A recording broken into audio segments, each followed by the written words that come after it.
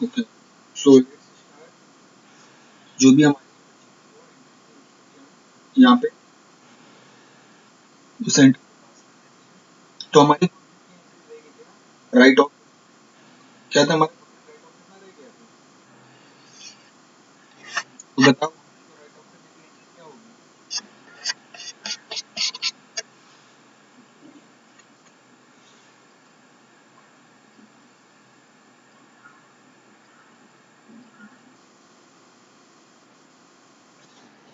But बेटा goodwill भी depreciation को यूज नहीं करते।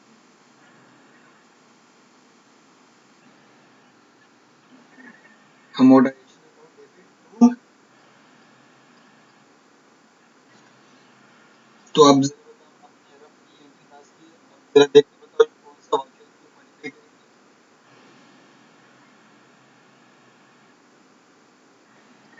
Why? Yes. So not general council में पीछे लिख सकते हैं, तो ये गलत हो गया ना। ना हमारी एक्सपेंसेस, तो इसमें हम जाएंगे जनरल काउंसिल में। अच्छा, ये जनरल काउंसिल का हमारी फिफ्थ एंट्री है। ओके, देखो यहाँ पे लिखा हुआ है कि जनरल काउंसिल में ऑडिट किया आज fourth entry, this is our. तो यहाँ पे हमें डेबिट में बेटा क्या करना है? Amortisation account. तो अमोर्टाइजेशन का यहाँ पे कोई अकाउंट दिख रहा है क्या आप लोगों को?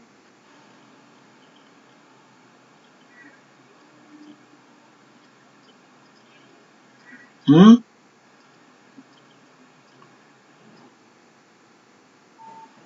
तो क्रिएट करेंगे, और इसको क्रिएट करेंगे तो यहाँ पे लिखेंगे अमोर्टाइजेशन, अमोर्टाइजेशन अकाउंट। अब जरा बताओ ये कौन से ग्रुप में जाएगा? Under Y?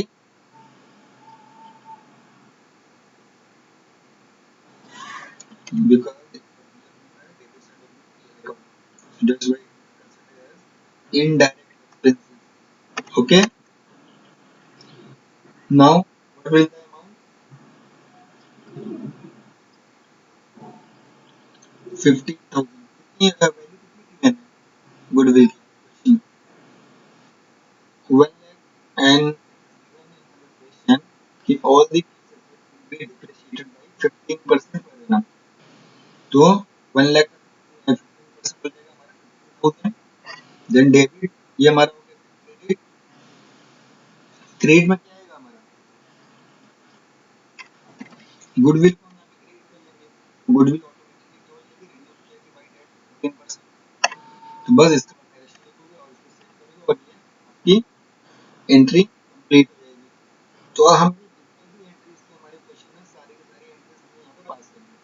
तो आई होप सभी ने जो भी मटेरियल मैंने गूगल क्लासेस पे शेयर किया था वो डाउनलोड कर लिया होगा आप लोगों ने।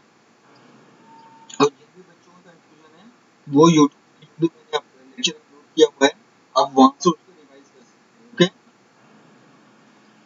You can use that lecture for revision. अगर किसी बच्चे को कोई कंफ्यूजन होती है, कुछ हेल्प नहीं है क्या लेक्चर को रिकॉर्ड करने से?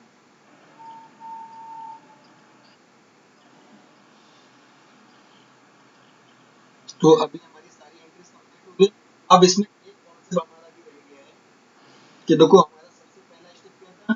We first created the company, then the second step was we created ledger, third step was we altered ledger, क्योंकि लेजर ऑल्टरेशन हमें करना ही पड़ेगा, अदरवाइज वहां पे हम कैश और पीए का बैलेंस हम प्रिंट नहीं कर पाएंगे। तो हमारे तीन स्टेप ये हो गए। फोर्थ स्टेप क्या था इसके बाद? What was the fourth step? Create inventory. और इन्वेंटरी के अंदर भी कितने स्टेप थे?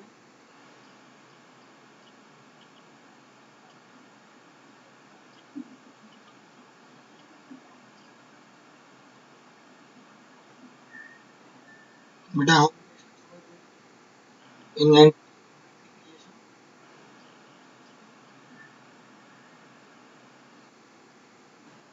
कौन कौन से?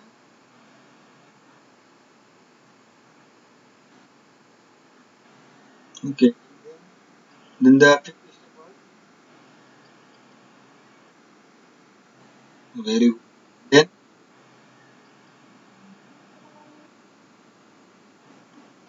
तो जनरेट इसके लिए मैंने सारे स्टेप्स हमें लिखवा दिए थे। तो जनरेट को पहले आप सॉल्व करना, उसके बाद ही आप यहाँ पे टैली में इसको आप पास करना इनिशियली।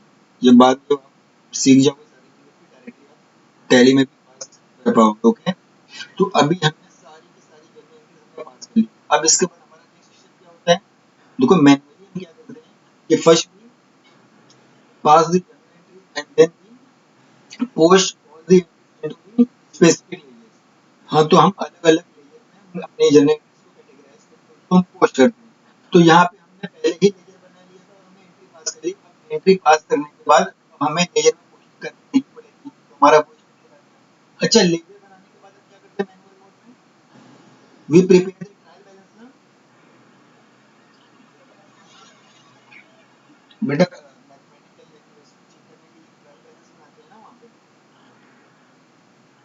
तो यहाँ पे आपको ट्रायल बैलेंस बनाना पड़ेगा? नहीं, यहाँ पे ट्रायल बैलेंस आपको ऑटोमेटिकली यहाँ पे क्रिएटेड मिल जाएगा। तो यहाँ पे इसका ऑप्शन कहाँ दे दिया ट्रायल बैलेंस का? यहाँ नहीं, एक सेकंड।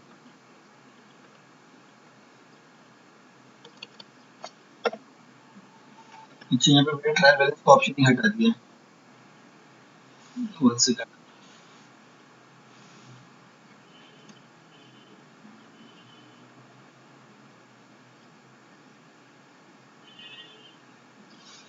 ठीक है, यहाँ पे ट्रायल बैलेंस दिख नहीं रहा है। ठीक है, मुझे थोड़ा एक्सप्लोर करना पड़ेगा क्योंकि अपडेटेड वर्जन आया है ना।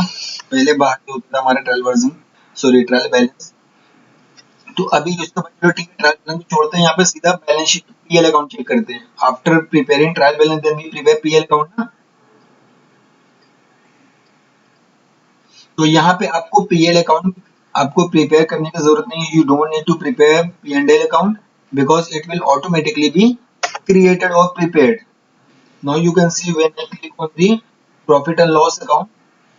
So please look at look here. Opening stock is given, purchase account is given, then sales account is given, and then closing stock. जो भी बैलेंसिंग फिगर आया हमारा वो क्या चला गया? वो ग्रॉस प्रॉफिट हो गया। दिख रहा है कितना आया? 5926.36 रुपीज। ये हमारा क्या गया? ग्रॉस प्रॉफिट आ गया। इसके बाद हमारा यहाँ पे पीएल अकाउंट यहाँ से स्टार्ट होता है। आफ्टर प्रिपेयरिंग ट्रेडिंग और manufacturing account then we come to the PL account. तो यहाँ पे पीएल अकाउंट में हमारा इनडायरेक्ट एक्सपेंसेस कितना दिया हुआ टोटल? 1,46,750 रुपीज। इसके बाद हमारा ग्रॉस प्रॉफिट यहाँ पे ब्रॉड फॉरवर्ड है जो हमारा ट्रेडिंग और मैन्युफैक्चरिंग अकाउंट से ट्रांसफर हो रहा है। एंड देन क्रेडिट साइड में क्या आ रहा है हमारे पीएल के इनडायरेक्ट इनकम्स, और यहाँ पे कंपनी का टोटल लॉस आ रहा है because expenditure exceed the indirect income. ठीक है, तो यहाँ पे हमारा नेट लॉस आ रहा है। लेकिन आप बोलोगे सर हमने तो यहाँ पे आइटम बेसिकली हम मैनुअल मोड में क्या करते हैं, हम वहाँ पे सारे आइटम को मेंशन करते हैं, बट यहाँ पे पीएल अकाउंट में कोई आइटम तो मेंशन नहीं है। यहाँ पे तो सीधा ग्रुप मेंशन है ना। देखो जरा याद करो बेटा आप लोग, जब हम परचेज की एंट्री पास कर रहे थे तो हमने लेजर किस नाम से बनाया था परचेज में? किसी को याद है? when we were passing the journey entry related to purchase of goods, what account we create them? Purchase, और उसमें हमने ग्रुप कौन सा सिलेक्ट किया था? Purchase account. अब जरा यहाँ पे एक चीज नोटिस करने वाली है कि पीएल अकाउंट जो हमारा यहाँ पे अपीयर हो रहा है, जितने भी आइटम यहाँ पे गिवन है सारे के सारे यहाँ पे ग्रुप के नाम गिवन है। कोई भी यहाँ पे आपका लेजर का नाम दिख रहा है क्या आप लोगों को? तो यहाँ पे सारे ग्रुप के नाम यहाँ पे दिख रहे हैं। तो बेसिकली क्या है कि एक ग्रुप में जितने भी लेजर हमने ओपन किए हुए उन सभी चीजों को उन्होंने क्या कर लिया? कंसोलिडेट कर लिया है। कंसोलिडेट करके वहां पे एक एग्रीगेट फिगर हमें दिखा दिया। फॉर एग्जांपल इनडायरेक्ट एक्सपेंसेस में हमने सैलरी को ओपन किया था, इंश्योरेंस प्रीमियम को हमने ओपन किया था, मिसलेनियस एक्सपेंडिचर को ओपन किया था, डेप्रिसिएशन को हमने वहां पे क्रिएट किया था लेजर, अमोर्टाइजेशन को हमने वहां पे क्रिएट किया था। तो इस तरीके से कई सारे हमने वहां पे इनडायरेक्ट एक्सपेंसेस के अंडर में हमने अलग अलग लेजर्स को क्रिएट किया था। लेकिन वो सारे लेजर दिख नहीं रहे हैं। तो बेटा देखो दिखने का ना रीजन ये है क्योंकि बाय डिफॉल्ट जो टैली में जो हमारी P&L अकाउंट जो अपीयर होता है, it appear in the consolidated form. But if you want to see your P&L account in detail form, तो आपको यहाँ पे एक शॉर्टकट की प्रेस करनी होगी। वो क्या होगी शॉर्टकट की, किसी को पता है? That will be alt plus, very good beta, that will be alt plus F1. So when you press alt plus F1, तो आपकी जो कंसोलिडेटेड P&L अकाउंट था वो क्या हो जाएगा, वो एक डिटेल P&L अकाउंट में कन्वर्ट हो जाएगा। अब जरा देखो यहाँ पे ओपनिंग स्टॉक को पहले देख लेते हैं। यहाँ पे हमारा ओपनिंग स्टॉक में सारे आइटम के नेम अपीयर है कि कंडीशनर का ओपनिंग स्टॉक कितना था, फेस वॉश का कितना था और शैम्पू का कितना था।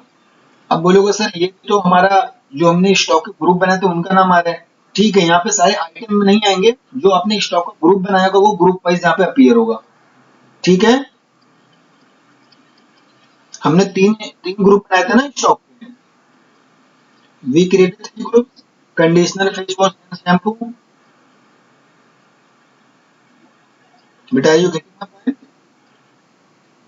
तो यहाँ पे वो ग्रुप के फॉर्म में आएंगे। इसको और डिटेल में अगर आपको देखना है तो आपको यहाँ पे क्या करना होगा, आपको एरो की का यूज करना होगा। सपोज अगर आपको देखना है कि नहीं हमारा ओपनिंग स्टॉक में कंडीशनर के कितने आइटम थे, तो आप कंडीशनर पे जाओगे एंटर करोगे तो यहाँ पे सारी डिटेल आ जाएगी। अच्छा, लैक्मी का 1 पीस था, पेंटिन कंडीशनर का 53 पीस था, पतंजलि कंडीशनर का 64 पीसेस था। तो इस तरीके से यहाँ पे आपको सब दिख जाएगा और फिर बैक जाने के लिए आप यहाँ पे एस्केप बटन प्रेस करोगे फिर बाहर निकल जाओगे। तो इस तरीके से यहाँ पे जो भी यहाँ लेजर फॉर्म में या फिर वो डिटेल फॉर्म में आपको देखना है तो आप उस पर्टिकुलर पॉइंट पे जाके अपने यूजिंग योर एरो की you can just press enter button and you will be able to see in detail that item.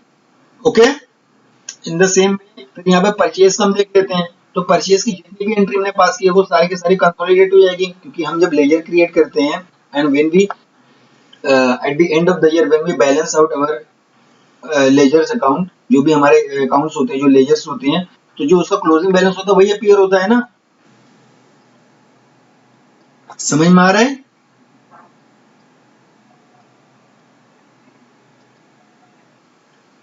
तो यहाँ पे हमारा परचेज हमने जितना भी परचेज किया हमने मतलब during the year this company made purchase of ₹30,000 only.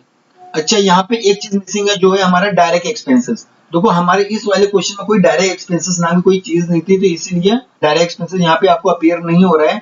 But अगर आप जब भी डायरेक्ट एक्सपेंसेस के नाम की जब एंट्री आप पास करोगे, तो जैसे परचेज अकाउंट यहाँ पे आ रहा है ना जो ग्रुप, तो उसी के नीचे और ये ग्रॉस प्रॉफिट से पहले यहाँ पे एक डायरेक्ट एक्सपेंसेस नाम का भी एक ग्रुप आ जाएगा। और जब आप इसको डिटेल फॉर्म में देखोगे तो डायरेक्ट एक्सपेंसेस में जो जो भी लेजर आपने क्रिएट किया होगा वो सारे लेजर वहां पे अपीयर हो जाएंगे। ठीक है, इन द सेम यहाँ पे आपका सेल्स अकाउंट, ये आपका ग्रुप का नेम आ रहा है और ग्रुप के अंडर में जो भी आपने यहाँ पे लेजर क्रिएट किया हुआ है वो लेजर आ जाएगा। क्लोजिंग स्टॉक में सेम जैसे हमारा ओपनिंग स्टॉक में था, number of conditioner, number of face wash and number of shampoo. But यहाँ पे नंबर के फॉर्म में नहीं दिया हुआ है, यहाँ पे वैल्यू के फॉर्म में दिया हुआ है। So the pieces multiplied by its rate. तो यहाँ पे वो सारे के सारे फिगर अपीयर हो जाएंगे। ठीक है, ये तो हमारा हो गया ट्रेडिंग अकाउंट का पार्ट। ट्रेडिंग या मैन्युफैक्चरिंग अकाउंट दोनों में से कोई भी हो सकता है। इसके बाद आते हैं अपने पीएल अकाउंट पे। तो पीएल अकाउंट में हमारा डेबिट साइड में क्या आता है, इनडायरेक्ट एक्सपेंसेस आता है। समझ में आ रहा है बेटा मेरी बात? So under indirect expenses we can find amortization, depreciation on furniture, insurance premium, loss on sale of investment, because जो लॉस आता है वो डेबिट साइड ही अपीयर होता है, miscellaneous expenditure, rent and salary. तो ये जितने भी हमारे इनडायरेक्ट एक्सपेंसेस वाले जो आइटम थे जो हमने लेजर क्रिएट किए हुए थे वो सारे के सारे पीएल अकाउंट के डेबिट साइड में अपीयर हो रहे हैं। अंडर विच हेड और under which group, indirect expenses. Okay,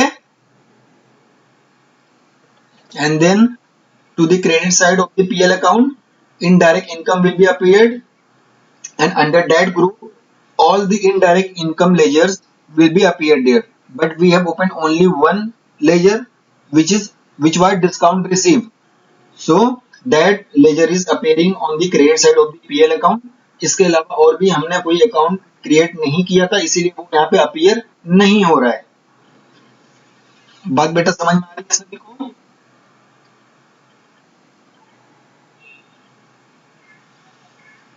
तो ये हमारा क्या हो गया, ये हमारा नेट लॉस आ गया यहाँ पे। अब आप बोलिए सर प्रोविजन की भी तो हमने एक एंट्री पास की थी, वो कहाँ चला गया? प्रोविजन की एंट्री हमने पास की थी जनरल वाउचर में।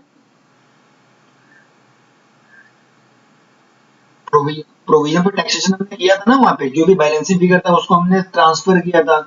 सो we debited the P&L account and credited the provision for taxation account. कोई एक अमाउंट से हमने किया था ना, आई थिंक 20,000 जो भी था वहां पे अमाउंट। याद है? याद है सारे बच्चे? तो वो एंट्री यहाँ पे नहीं दिख रही है, जो कि मैनुअल मैनुअल मोड में आप लोग करते थे, तो प्रोविजन को आप कहाँ पे अपीयर कराते थे, जरा बताओ मुझे। Where do you transfer that provision account? Balance sheet में ट्रांसफर करते थे या पीएल अकाउंट में करते थे, जल्दी से बताओ मुझे।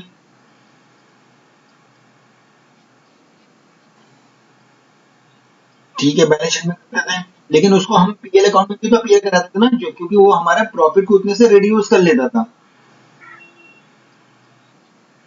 प्रोविजन हमारा पीएल अकाउंट के डेबिट साइड में भी तो अपीयर होता था, जरा याद करो आप लोग। Provision for doubtful debt, provision for depreciation, ये सारे के सारे आइटम आप लोग पीएल अकाउंट में अपीयर कराते थे वहां पे डेबिट साइड में। Are you getting my point? लेकिन बेटा वो सारी चीजें गलत होती है। अब बोलोगे सर कैसे गलत होगी, हमने तो 11 12 में यही पढ़ा हुआ है कि प्रोविजन तो P&L अकाउंट के डेबिट साइड में आता है। देखो मैंने क्या कहा था कि पूरे फाइनेंशियल अकाउंटिंग में सिर्फ three there are three natures of account. कौन कौन से नेचर होते हैं? In financial accounting you will find only three natures of account, not fourth one.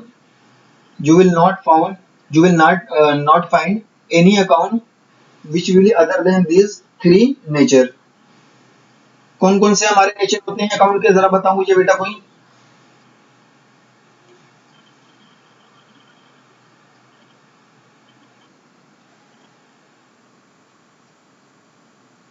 Personal, nominal और रियल। और मैंने आप लोगों को क्राइटेरिया भी बताया था कि नॉमिनल वाला कहाँ पे ट्रांसफर होता है, रियल वाला कहाँ पे ट्रांसफर होता है, और कौन सा बच गया? पर्स, पर्सनल पर्सनल कहाँ पे ट्रांसफर होता है? अब जरा बताओ, मैंने लास्ट क्लास में ही मैंने ये डिस्कस किया था, मतलब कल ही डिस्कस किया था मैंने कि रियल अकाउंट के जो बैलेंस होता है वो कहाँ पे ट्रांसफर होगा, पर्सनल का कहाँ पे ट्रांसफर होगा और नॉमिनल का कहाँ पे ट्रांसफर होगा। Please tell me.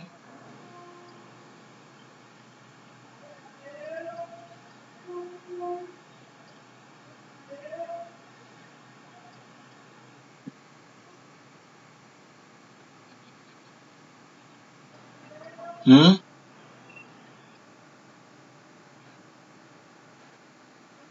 रियल और पर्सनल का बैलेंस शीट। अब देखो नॉमिनल का जो मैंने बताया था कि प्रॉफिट एंड लॉस अकाउंट में ट्रांसफर होता है, तो वो भी एक हाफ है, हाफ स्टेटमेंट है। बेसिकली जो भी नॉमिनल नेचर का होता है वो trading and PL account in दोनों में से कहीं भी जगह जा सकता है। बात समझ में आ रही है मेरी?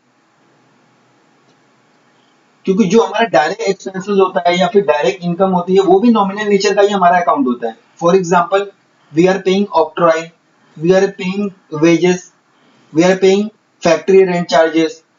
तो ये जितने भी ये सारे सारे एक्सपेंडिचर होते हैं, तो ये सब भी क्या होंगे, ये नॉमिनल नेचर के ही अकाउंट होंगे, तो पीएल में नहीं जाएंगे, वो ट्रेडिंग या मैन्युफैक्चरिंग अकाउंट में जाएंगे। Are you getting my point?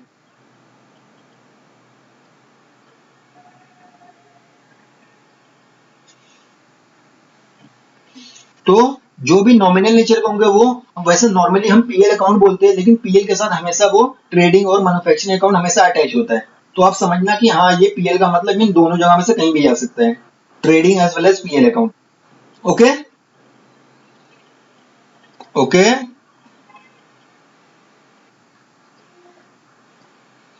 Then इसके बाद बचा कौन सा, रियल और पर्सनल। रियल और personal will always be appeared in balance sheet.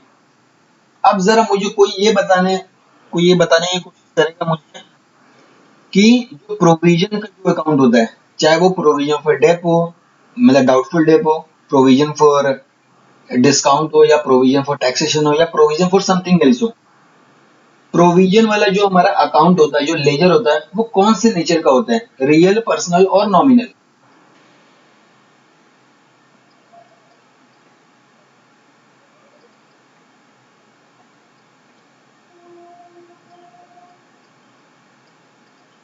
कोई बताएगा मुझे?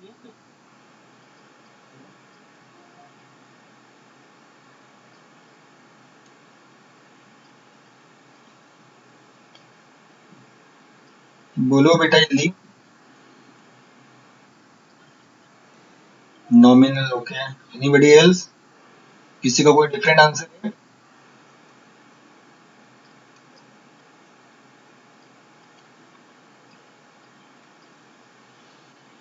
अगर बेटा प्रोविजन नॉमिनल नेचर का होता तो क्या वो कभी बैलेंस शीट में अपीयर होता क्या?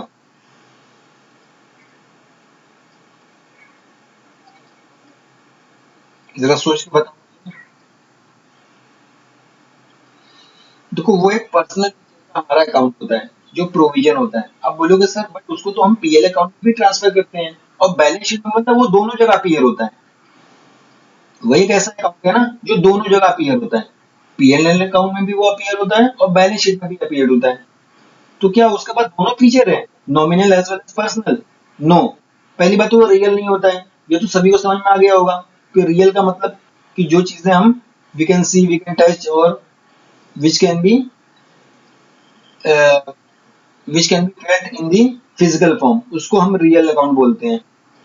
लेकिन प्रोविजन कोई रियल फॉर्म में नहीं होता है तो इसका मतलब वो पर्सनल होगा। लेकिन वो हमारे पीएल अकाउंट के डेबिट साइड में अपीयर होता है तो वो नॉमिनल भी होता है? नहीं, क्योंकि वो पीएल अकाउंट के डेबिट साइड में अपीयर होना ही नहीं चाहिए। Are you getting my point बेटा एवरीवन?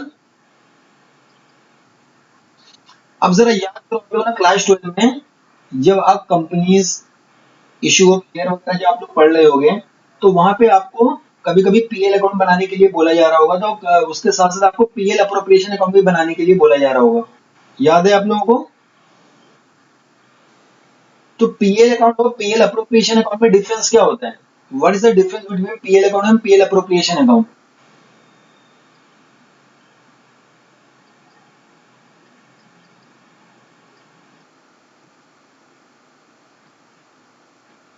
यस,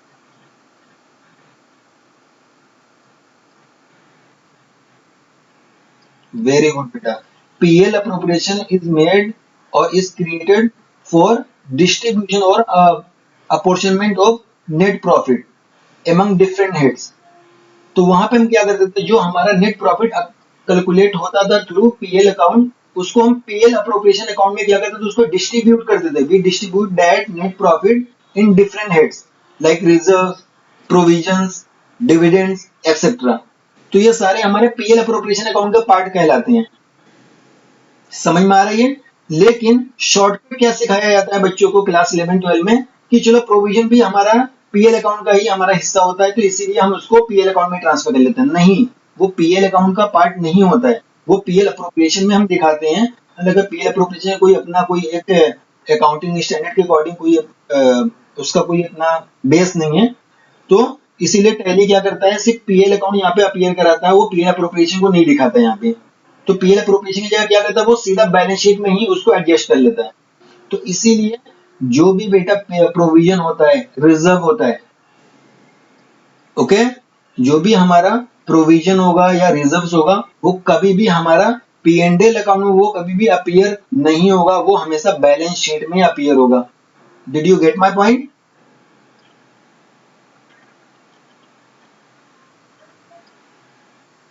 ये बात बेटा सभी को समझ में आई?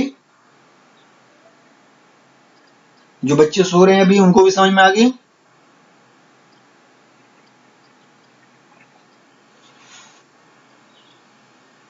29 बच्चे यहाँ पे ज्वाइंड है और बस 2-3 बच्चों की आवाजें आ रही हैं।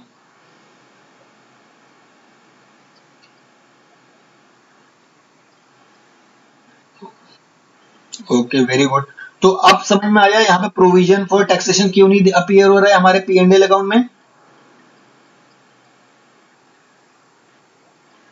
तो यहाँ पे अपीयर नहीं होगा। तो ठीक है, इसके बाद हमारा ये नेट लॉस आ गया at the end of the year after preparing P and L account. लेकिन क्या हमें प्रिपेयर करना पड़ा क्या? Did we require to prepare the P and L account? No. Then we will,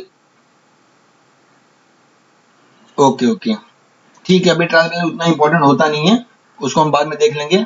तो पीएल अकाउंट हमने देख लिया। इसके बाद हम आते हैं बैलेंस शीट में। अब बैलेंस शीट में जो हम जाएंगे तो बैलेंस शीट में बिल्कुल वैसे ही अपीयर होगा जैसे हमारा P&L अकाउंट में अपीयर हो रहा था। कैसे? Group wise that balance sheet will be displayed in group form.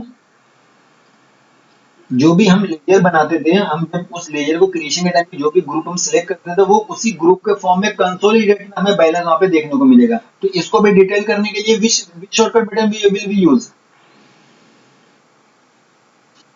Alt plus F1. So it will be expanded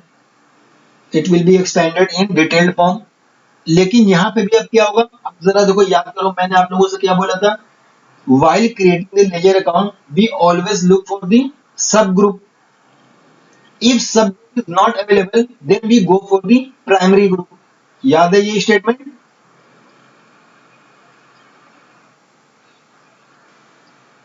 तो यहाँ पे क्या करेगा, देखो ज्यादा से ज्यादा टैली आपकी इतनी हेल्प कर सकता है कि जब वो उसको एक्सपेंड करेगा, जो प्राइमरी ग्रुप का होगा उसको प्राइमरी ग्रुप के अंडर में अपीयर कराएगा, और जो हमारा सब ग्रुप होगा वो सब ग्रुप तब कि उसको एक्सपेंड करेगा, उससे ज्यादा एक्सपेंड नहीं कर पाएगा। अभी मैं आपको एग्जांपल दिखाता हूँ। अब जरा देखो, capital account, reserve and surplus account को हमने कहाँ पे, सॉरी, हमने जो भी यहाँ पे कितने रिजर्व हमने बनाए थे? जनरल रिजर्व बनाया था और कोई रिजर्व बनाया था क्या हमने?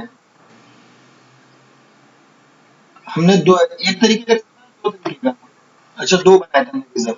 अब जरा देखो, हमने कैपिटल रिजर्व भी क्रिएट किया था, कैपिटल रिजर्व का नाम का लेजर क्रिएट किया था, और जनरल रिजर्व का नाम का भी लेजर क्रिएट किया था। अब जरा ये बताओ, while creating the ledgers related of these two account like general reserve and capital reserve, which group did we select at that time? हमने ग्रुप में क्या सेलेक्ट किया था while creating the capital reserve and general reserve? Reserve, ये very good बेटा, reserve and surplus. So reserve and surplus is the part of capital account, means capital account will be the primary group and reserve and surplus will be the sub group of capital account. बात मेरी समझ में आ रही है आप लोगों को?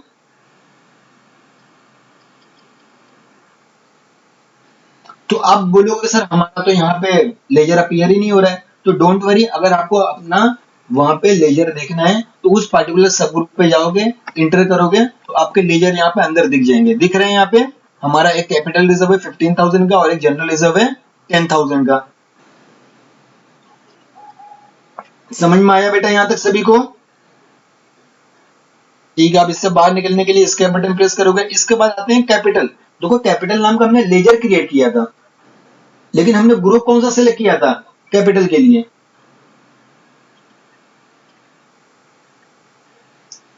Capital accounts हमने वहां पे सिलेक्ट किया था। तो कैपिटल अकाउंट हमारा ये क्या हो गया, ग्रुप का नेम हो गया, और उसके अंदर हमारा लेजर।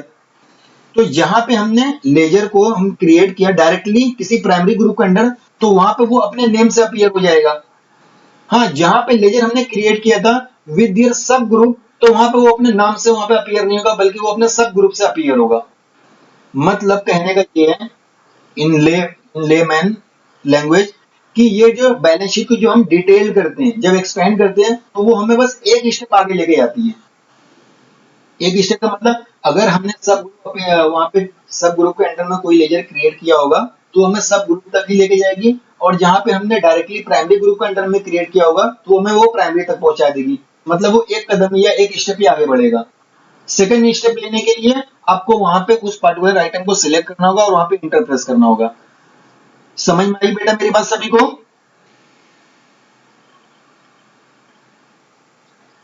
इसके बाद हमने ड्राइंग को भी हमने यहाँ पे क्रिएट किया था। ड्राइंग हमारा क्या था, लेजर ही था ना।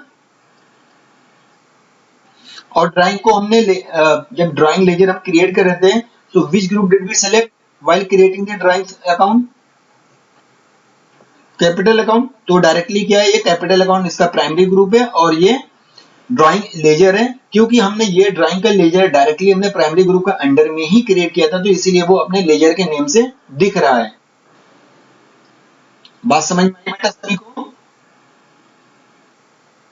और देखो ये माइनस में आ रहा है, देखो सबके आगे कुछ भी नहीं लिखा हुआ है तो इसका मतलब सब प्लस में है। ये स्पेशली ब्रैकेट में माइनस में शो हो रहा है। मतलब क्या है कि ये कैपिटल अकाउंट का पार्ट था और हमने इसके बैलेंस को क्रेडिट से डेबिट कर दिया था, तो इसलिए माइनस में आ रहा है। तो यहाँ पे देखो इन सब का जब टोटल करोगे 25,000 प्लस 2,50,000 माइनस 30,000, तो द टोटल विल बी 2,45,000। तो ये ऊपर इसका ग्रुप का पूरा बैलेंस आ रहा है या टोटल आ रहा है। समझ में आ रहा है बेटा ये?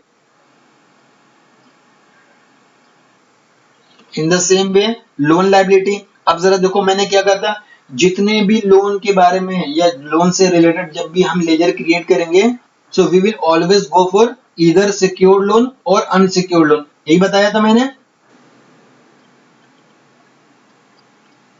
बताओ मुझे। लेकिन ये जो मैंने बताया था आपको सिक्योर्ड और अनसिक्योर्ड, बोथ आर सब group of loan in bracket liability. तो मेन ग्रुप क्या है, जो प्राइमरी ग्रुप क्या है, वो है लोन लायबिलिटी।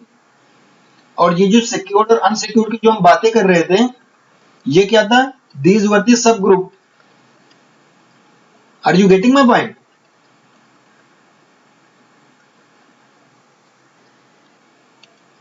तो अगर आपको अपना लेजर का नेम देखना है यहाँ पे, तो आप क्या करोगे, यहाँ पे इस सिक्योर्ड लोन पे आप यहाँ पे एंटर करोगे तो आपका लेजर का नेम दिख जाएगा, जो कि है हमारा लोन फ्रॉम एचडीएफसी। ठीक है, इसके बाद वापस आओगे यहाँ पे अनसिक्योर्ड में देखोगे तो लोन फ्रॉम मिस्टर एक्स, तो लेजर का नेम हमें अंदर दिखेंगे। इन the same way current liabilities की बात करें, देखो प्रोविजन हमारा करंट लायबिलिटीज का पार्ट होता है, सन्डी क्रेडिटर हमारा करंट लायबिलिटीज का पार्ट होता है, आउटस्टैंडिंग इंश्योरेंस प्रीमियम जो कि हमारा लेजर का ही नेम था, क्योंकि हमने डायरेक्टली उसको प्राइमरी ग्रुप के अंडर में क्रिएट किया था, that's why it is appeared with its ledger name. In the same way outstanding salary is also appeared with its ledger name, outstanding rent is also appeared with its ledger name. अब यहाँ पे confuse मत होना कि यहाँ पे मैंने rent वाले में मैंने पूरा आउटस्टैंडिंग ही लिख दिया, बाकी इन दोनों में मैंने O/S लिखा हुआ है, तो वो एक क्लेरिकल मिस्टेक है कि मैंने ध्यान नहीं दिया। बाकी दोनों के लिए मैंने शॉर्टकट यूज किया और रेंट के लिए मैंने कंप्लीट ये शीट में लिख दिया, तो सारी चीजें सेम ही है। अब रही बात ये प्रोविजन की, तो सपोज हम एक कंपनी में 3 तरीके के प्रोविजन बनाते हैं, provision for doubtful debt, provision for taxation and provision for discount. ठीक है, तो वहां पे आपको लेजर का नाम नहीं दिखेंगे, देखने के लिए लेजर का नाम आपको इस प्रोविजन को सिलेक्ट करना होगा with your arrow keys, and then you need to press enter button there, then all the ledger name will be appeared there. समझ में आ रहा है बेटा ये सभी को? तो इस तरीके से आप यहाँ पे सारी चीजें चेक कर सकते हो। और ये इसके बाद सन्डी क्रिएटर भी जब यहाँ पे आप इंटर करोगे तो सारे ही क्रिएटर के नेम यहाँ पे अपीयर हो जाएंगे, जो कि हमारा Gagan furniture, Prakash and Shakti India. Okay, in the same way we will move towards the asset side. तो एसेट साइड में भी हमारे फिक्स एसेट्स होते हैं। अब फिक्स एसेट में हमारे सिर्फ 2 ही एसेट है, फर्नीचर और गुडविल। अब देखो ये दोनों का नेट बैलेंस आ रहे हैं after deducting it's depreciation and amortisation. तो इसका नेट बैलेंस क्या आएगा, फिक्स एसेट का आएगा 1,06,250 rupees. In the same way investment का अलग हेड होता है और इन्वेस्टमेंट के अंदर में ये हमारा इन्वेस्टमेंट आएगा। अब बोलोगे सर ये इन्वेस्टमेंट तो है ही नहीं, हमने तो सारा बेच दिया था इन्वेस्टमेंट, याद है कि भूल गए?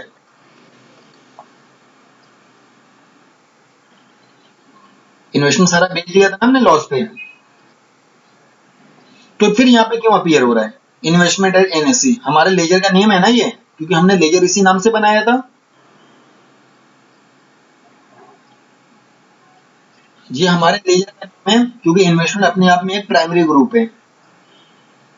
ऑल्दो आप लोगों को ये बताया गया होगा क्लास आपके स्कूल में कि जो इन्वेस्टमेंट होता है वो फिक्स एसेट का पार्ट होता है if it is long term, if it is short term it will become the part of current asset, यही बताया गया था ना आप लोगों को। लेकिन टैली में क्या करता है, इसको अलग से, इसका एक अलग प्राइमरी ग्रुप या एक सेपरेट प्राइमरी ग्रुप इसका क्रिएट किया हुआ है इन्वेस्टमेंट के नाम का। तो जितने भी इन्वेस्टमेंट हो गए उसको हमें इन्वेस्टमेंट ग्रुप के अंडर में क्रिएट करना होगा। तो ये हमारा लेजर का नेम है इन्वेस्टमेंट एज एनएससी जो हमने क्रिएट किया था। और इस लेजर को क्रिएशन के टाइम पे या इस लेजर के क्रिएशन के टाइम पे हमने कौन सा ग्रुप सिलेक्ट किया था, we selected the investment group. Okay, तो यहाँ पे वो अपीयर हो रहा है। बट क्वेश्चन इज जब हमने इसको बेच के खत्म कर दिया पूरा, तब इसका नाम क्यों अपीयर हो रहा है? देखो टैली का जो रूल है, अगर आपने कोई भी लेजर को क्रिएट किया हुआ है, भले उससे रिलेटेड आपने एंट्री पास की या ना की, लेकिन वो लेजर जहां उसकी जगह होगी वो वहां पे अपीयर होगा ही होगा, भले उसमें बैलेंस कुछ भी ना दिखाए। जरा यहाँ पे आप नोटिस करो, can you see any balance corresponding to investment at NSC और इन्वेस्टमेंट? क्योंकि ये हमारा अभी क्या है, अ, ये लेजर क्योंकि हमने क्रिएट किया हुआ है, वो हमारे बुक्स ऑफ अकाउंट में वो सेव्ड है, तो इसी वजह से वो यहाँ पे अपीयर हो रहा है विद जीरो बैलेंस। कुछ नहीं शो होने का मतलब नील balance, zero balance.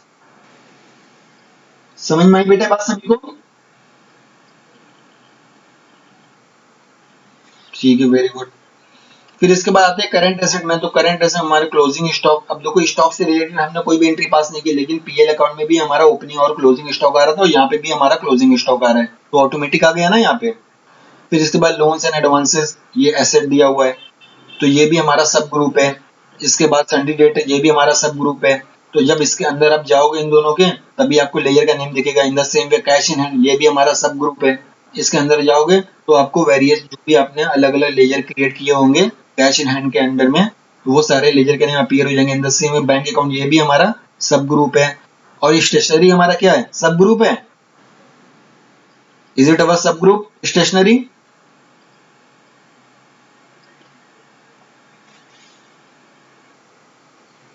Very good, ये लेजर है। क्यों लेजर का नाम यहाँ पे अपीयर हो रहा है? Because while we were creating the stationery account, we directly select which group, current asset group.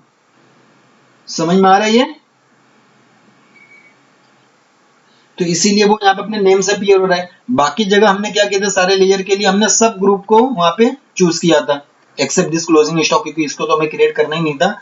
बाकी from loan and advances to bank account, हमने जितने भी यहाँ पे लेजर को क्रिएट किया था, हमने सब में सब ग्रुप को चूज किया था या वहां पे सेलेक्ट किया था, इसीलिए वो सब ग्रुप के नाम से वहां पे आ रहा है।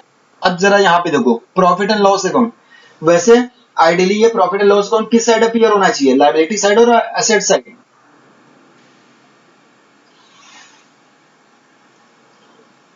बेटा ideal profit and loss account किस साइड अपीयर होना चाहिए? हाँ यस, मतलब मैं आइडियली पूछ रहा हूँ। आइडियली तो देखो ये लायबिलिटी साइड होना चाहिए, क्योंकि कंपनी किस लिए बनती है, प्रॉफिट अर्न करने के लिए। कोई भी कंपनी क्रिएट हम करते हैं तो वो प्रॉफिट अर्न करने के लिए ही करते हैं ना वहां पे। तो वो लायबिलिटी साइड वहां पे अपीयर होनी चाहिए थी, लेकिन क्योंकि यहाँ पे लॉस आ गया तो इसीलिए वो एसेट साइड अपीयर हो रहा है। ठीक है, तो इस केस में क्या दिया हुआ है, ओपनिंग बैलेंस नेगेटिव में दिया हुआ है, जरा ध्यान दो आप लोग, दिख रहा है? ओपनिंग बैलेंस हमारा क्या है यहाँ पे, सॉरी नेगेटिव में दिया हुआ है। अब जरा आप लोग अपना क्वेश्चन देखो, वहां पे ओपनिंग बैलेंस शीट में कितना पीएल अकाउंट का बैलेंस था? Please look at your question and tell me what was the balance in the opening balance sheet of P and L account. 45,000। लेकिन देखो यही उसी 45,000 इन्होंने माइनस में लिखा हुआ है, क्यों? Because it is appearing on the asset side of the balance sheet. अगर ये लायबिलिटी साइड होता तो ये प्लस में ही होता। मेरी बात बेटा समझ में आ रही है सभी को? और ये जो करंट पीरियड दिया हुआ है, ओपनिंग बैलेंस के नीचे क्या दिया हुआ है, करंट पीरियड दिख रहा है सभी को? ये प्लस में दिया हुआ 1,39,823 दिया हुआ है। बोलो बेटा। तो ये करंट पीरियड का मतलब क्या है, कोई मुझे एक्सप्लेन करेगा?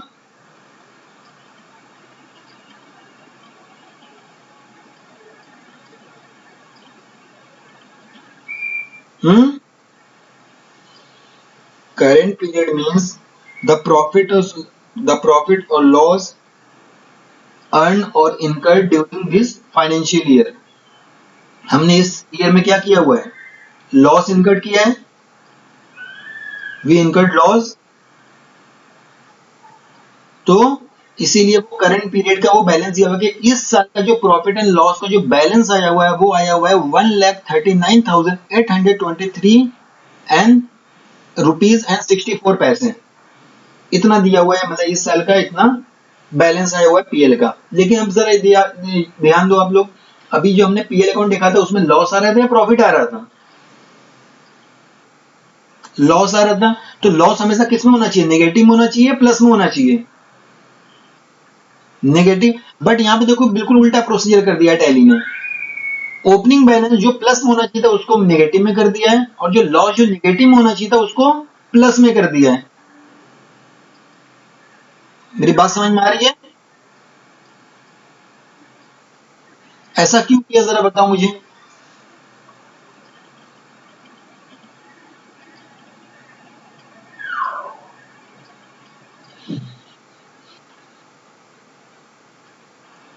ओपनिंग स्टॉक बेटा ये ओपनिंग बैलेंस है। नहीं नहीं, आप बात नहीं समझे। देखो मैं ये बोल रहा हूँ, मेरी एक कंपनी है और मैंने एक साल में 50,000 हमने प्रॉफिट बनाया, और मैंने किसी को बांटा नहीं अपने शेयर होल्डर्स को, मैंने उसको अपने बैलेंस शीट में रख दिया। नेक्स्ट ईयर में आता हूँ मैं 20,000 का मैं फिर से प्रॉफिट बनाता हूँ, तो मेरा eight the end of the next year तो मेरा कितना पूरा प्रॉफिट एंड लॉस का कितना बैलेंस हो जाएगा जरा बताओ। 50,000 प्रीवियस ईयर का, 20,000 करंट ईयर का, तो पीएल अकाउंट का मेरा टोटल वहां पे बैलेंस कितना हो जाना चाहिए? 70,000। मतलब हम क्या कर रहे हैं, प्रीवियस ईयर का बैलेंस जो हमारा पॉजिटिव में था और जो करंट ईयर का जो बैलेंस जो फिर से पॉजिटिव में आया, हम दोनों को ऐड कर लेंगे तो 70,000 हो जाएगा। तो यहाँ पे क्या किया हुआ है, जो प्रीवियस ईयर का जो बैलेंस था जो 45,000 वो प्लस में था, लेकिन करंट ईयर का हमारा लॉस आ गया है, तो इन दोनों को एडजस्ट करोगे तो कितना आएगा? जो भी बैलेंसिंग फिगर आएगा, जो भी जो एडजस्टेड अमाउंट आएगा, वो हमारा क्या हो जाएगा, वो नेगेटिव में रहेगा, क्योंकि नेगेटिव वाला पोर्शन ज्यादा है ना। करंट ईयर में हमने लॉस ज्यादा इनकट किया है as compare to last years profit, negative में आ जाएगा। लेकिन क्योंकि हम इसको लायबिलिटी साइड नहीं दिखा रहे हैं, क्योंकि पीएल अकाउंट जो आइटम होता है वो लायबिलिटी साइड का ही आइटम होता है, क्योंकि इस बार लॉस में आ रहा, तो इसीलिए टैली ने क्या किया, उसकी जगह को चेंज कर दिया, वो लायबिलिटी साइड से हटाकर कहां पे रख दिया, उसको एसेट साइड में रख दिया। तो इसीलिए उसको क्या करना पड़ा, उसको कैलकुलेशन दिखाने के लिए वहां पे जो प्लस था उसको माइनस करना पड़ा, और जो माइनस था उसको प्लस करना पड़ा। Are you getting my point? और यहाँ पे देखो क्या लिखा हुआ है, लेस ट्रांसफर्ड, लिखा हुआ है लेस ट्रांसफर्ड। बेटा दिख रहा है ये सबको? अब जरा बताओ, लेस का मतलब क्या हुआ, निगेटिव हुआ या प्लस हुआ? नेगेटिव। लेकिन क्या ये यहाँ पे नेगेटिव में दिया हुआ है क्या 20,000? प्लस में दिया हुआ है।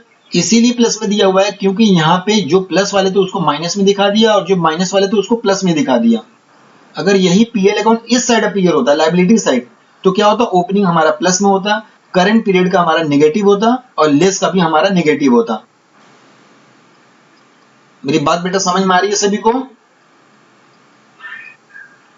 तो ये ट्रांसफर का मतलब क्या है, जो मैं अभी आप लोगों से थोड़ी देर पहले डिस्कस नहीं कर रहा था, पीएल अप्रोप्रिएशन अकाउंट, जो भी आप रिजर्व में ट्रांसफर करते हो, जो भी आप प्रोविजन में अमाउंट ट्रांसफर करते हो, वो सारे के सारे क्या होते हैं, वो पीएल अकाउंट में अपीयर नहीं होंगे, वो सीधा यहाँ पे टैली क्या करेगा, आपके बैलेंस शीट में ही उसको एडजस्ट करके दिखाएगा। लेस ट्रांसफर्ड, जितना हमने प्रोविजन में ट्रांसफर किया होगा, जितना हमने रिजर्व एंड सरप्लस में ट्रांसफर किया होगा, वो सारे यहाँ पे निगेटिव करके वो दिखाएगा, मतलब लेस ट्रांसफर्ड करके दिखाएगा। तो हमने यहाँ पे एक ही एंट्री पास की थी पीएल अकाउंट से रिलेटेड, जो की थी हमारी प्रोविजन फॉर टैक्सेशन, जो कि हमने 20,000 पास की सॉरी ट्रांसफर किया था अपने प्रॉफिट से, प्रॉफिट एंड लॉस अकाउंट से प्रोविजन फॉर टैक्सेशन में, तो वो वही ट्रांसफर को यहाँ पे दिखा रहा है। Is it clear?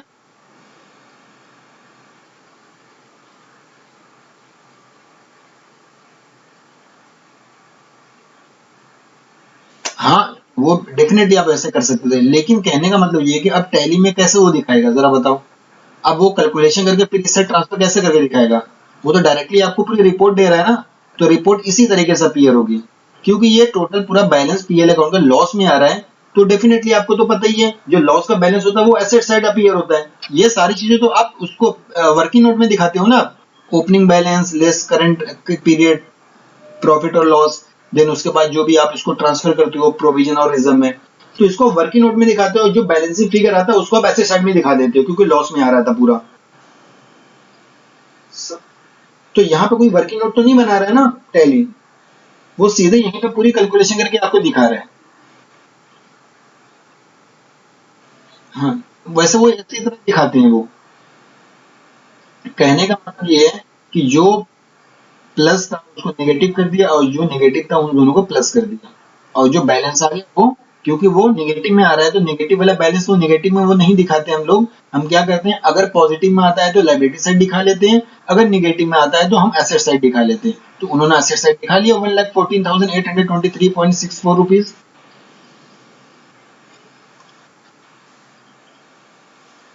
तो अभी ये ट्रांसफर का समझ में आया सभी को? लेस ट्रांसफर्ड, जो भी आप प्रोविजन में रिजर्व में ट्रांसफर करोगे वो पीएल अकाउंट में अपीयर नहीं होगा, बल्कि वो आपके बैलेंस शीट में ही वो दिखा देगा कैसे आपने कैलकुलेशन किया हुआ है। क्योंकि देखो ऑलरेडी एडजस्टेड अमाउंट हमारा प्रोविजन का यहाँ पे आ गया। मैं जब ओपन किया तो देखो प्रोविजन फॉर टैक्सेशन का क्लोजिंग बैलेंस कितना है,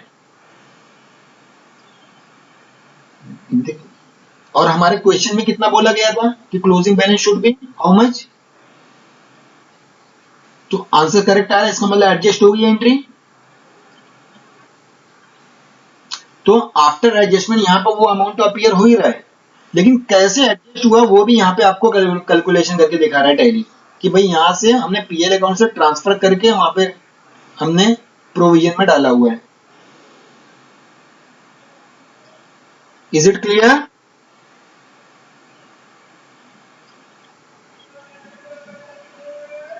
अब बताओ किसी को कोई डाउट है इस बैलेंस शीट में या पीएल अकाउंट में?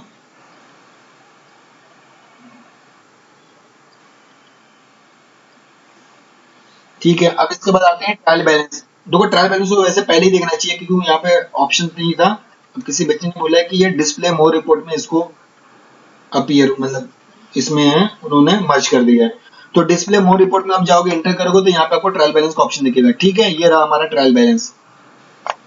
अब ट्रायल बैलेंस में जाओगे तो ट्रायल बैलेंस भी बिल्कुल आपको उसी फॉर्मेट में मिलेगा जैसा पीएल अकाउंट और बैलेंस शीट मिलता है, मतलब ग्रुप के फॉर्म में। यहाँ पे भी ऑल प्लस F1 करोगे तो ये भी आपका क्या हो जाएगा, एक्सपैंड हो जाएगा।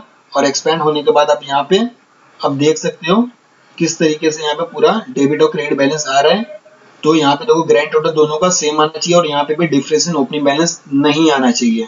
ठीक है। अच्छा, अब ये गलती कभी कोई मत करना कि आप लोग जब यहाँ पे बैलेंस शीट चेक करोगे तो आप लोग अपने ओपनिंग बैलेंस शीट से इसको मैच मत करने लगना, क्योंकि ये तो आपकी क्लोजिंग बैलेंस शीट आ गई कि after passing all the journal entries now it will be your closing balance sheet. इसीलिए मैंने कहा था कि after creating inventory you must check your opening balance sheet, क्योंकि तब तक या उस टाइम तक आपकी जो बैलेंस शीट होगी वो ओपनिंग बैलेंस शीट होगी।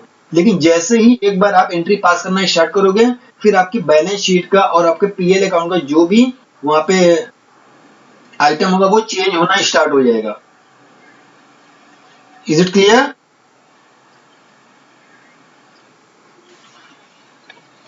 तो बस यहां तक आपका ये क्वेश्चन आधा कंप्लीट हो जाता है।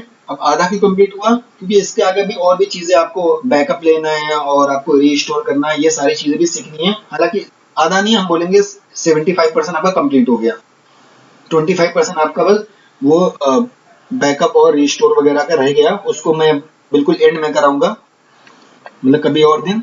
लेकिन अभी हमने एक चीज नहीं सीखा, जरा बताओ क्या नहीं सीखा अभी तक? अगर हमसे कोई भी वाउचर एंट्री गलत हो जाती है तो सर उसको ऑल्टर कैसे करेंगे, क्योंकि हमने देखा कंपनी क्रिएशन में टाइम पे या कोई गड़बड़ हो सकती है तो हमारे पास ऑल्टर का ऑप्शन है। लेजर क्रिएशन के टाइम में जब हमसे कोई भी वहां पे मिस्टेक हो जाएगी तो वहां पे भी ऑल्टर का ऑप्शन है। Same goes with inventory item also, और इन्वेंट्री ग्रुप और यूनिट। तो इन सब में हमें ऑल्टर का ऑप्शन मिलता है कि नहीं मिलता है? तो यहाँ पे क्या, अब वाउचर एंट्री में हमें कोई ऑप्शन मिलता है क्या ऑल्टर का? डायरेक्टली बेटा कोई आपको नहीं मिलेगा। लेकिन यहाँ पे आपको देखो वाउचर्स के नीचे एक ऑप्शन आपको दिख रहा है डे बुक का। ओके, समझ? तो आप इस डे बुक में जाओगे तो जितनी भी एंट्रीज आपने पास की होगी ड्यूरिंग द ईयर, वो सारी की सारी एंट्री यहाँ पे क्या हो जाएगी, अपीयर हो जाएगी। लेकिन वेट, यहाँ पे कैच है। कैच क्या है, अब जरा देखो ये एंट्री किस डेट की दिखा रहा है, यहाँ पे देखो डेट दी हुई है, ये एंट्री किस डेट की दिखा रहा है,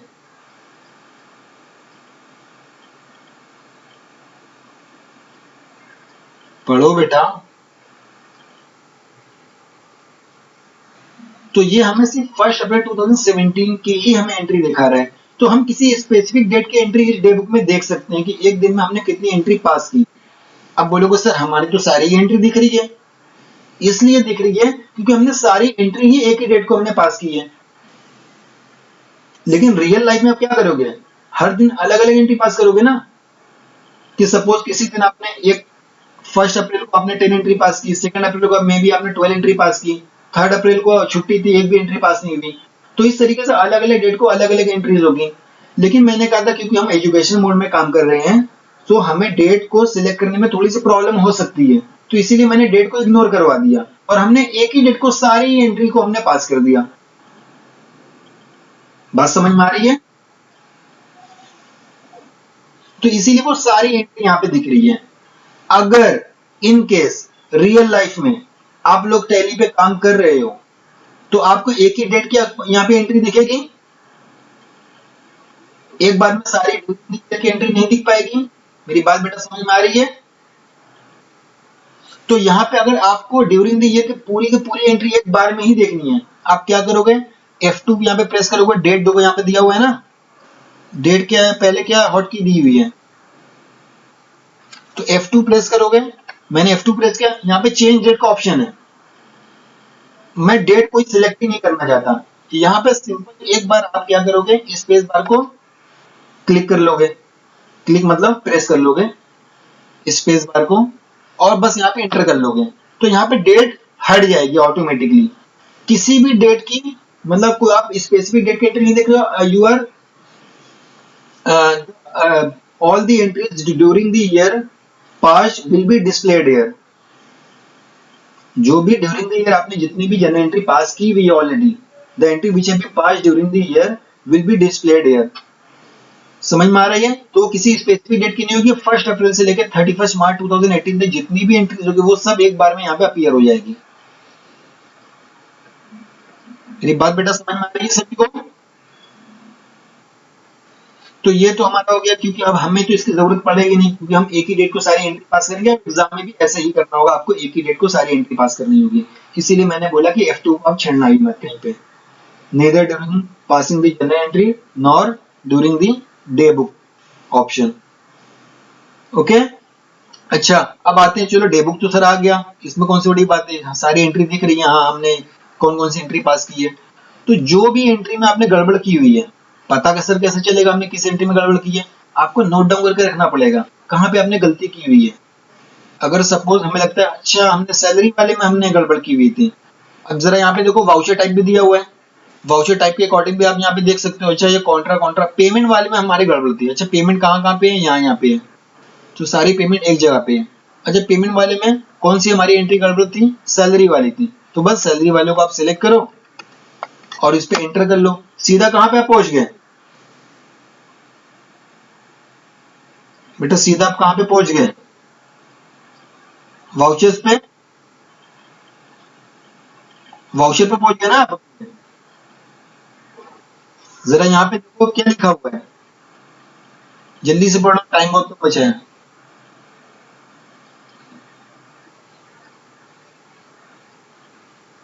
ब्रैकेट में